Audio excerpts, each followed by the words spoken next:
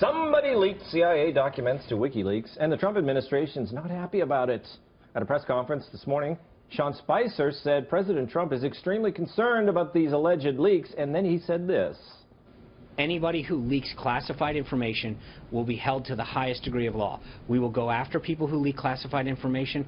We will prosecute them to the full extent of the law. This is playing with our nation's national security is not something that should be taken lightly under this administration. Spicer was then asked to answer this question.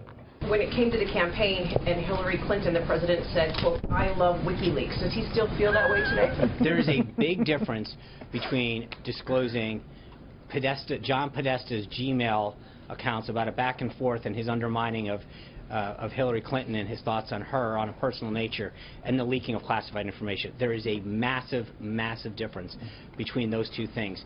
And I think it is, again, the interest and the outrage that occurred last year by a lot of Democrats when it came to leaks is interesting that we're hearing not as much outrage now when it comes to some of our issues of national security.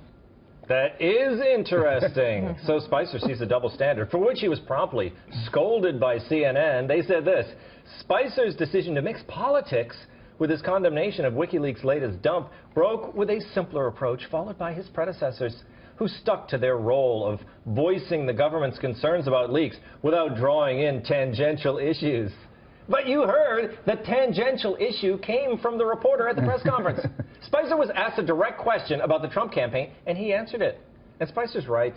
The press was so outraged over those leaks last year because they hurt Democrats. But somehow they've delighted in every leak since January 20th. Ah, good point, right, Dave Smith?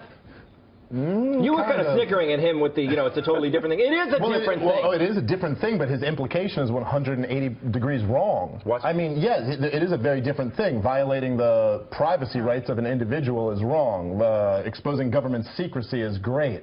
I mean, I don't know. I'm sorry. Yeah, of course, you have the opposite, but okay. So you're right. I have this crazy vision that the CIA is a group of people who got caught torturing people and lying us into war a few years ago. So I'm okay with their secrets being exposed, and having those people spy on private citizens, I find to be a little bit dangerous. Yes, but coming from someone like Sean Spicer, don't you agree that they're two different things? He wasn't, They are two different things. Yes, I agree with that. Exactly. Ben Kissel, you want to jump in here, I can see. I want to jump, well, as high as I can.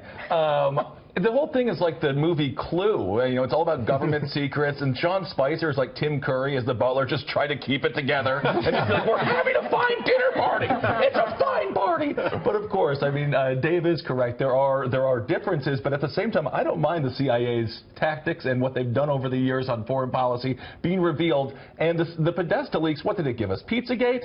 But the CIA leaks, wait a minute, hold on. Gave us torture in Guantanamo. So it's quite let me go over a couple of things that we got from that DNC leak. The fact that the Democratic Party was working hand in hand with the press. Well, and everyone in the press writing questions for the debates. And that's the only proven collusion that we've seen in 2016. All this Russia stuff is yet to be validated. There you go. So isn't that the scandal, Mr. Tierney?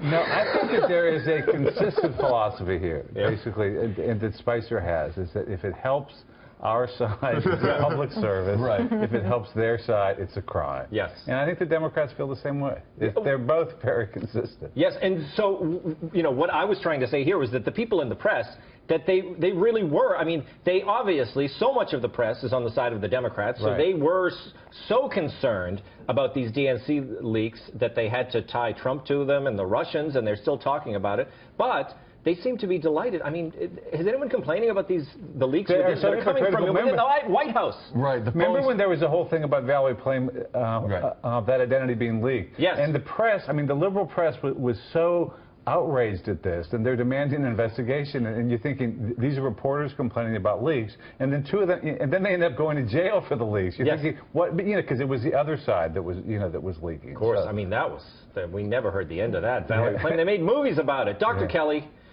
What do you think? I'm pretty good at the monologues, right? So, That's the question. Yeah, I think I could tell she was impressed. CIA leads to your monologue skills. So I don't know about you guys, but I agree with Melissa McCarthy. Oh, wait, were we not watching that? We were watching right. no. SNL. Sorry. I love his press conferences.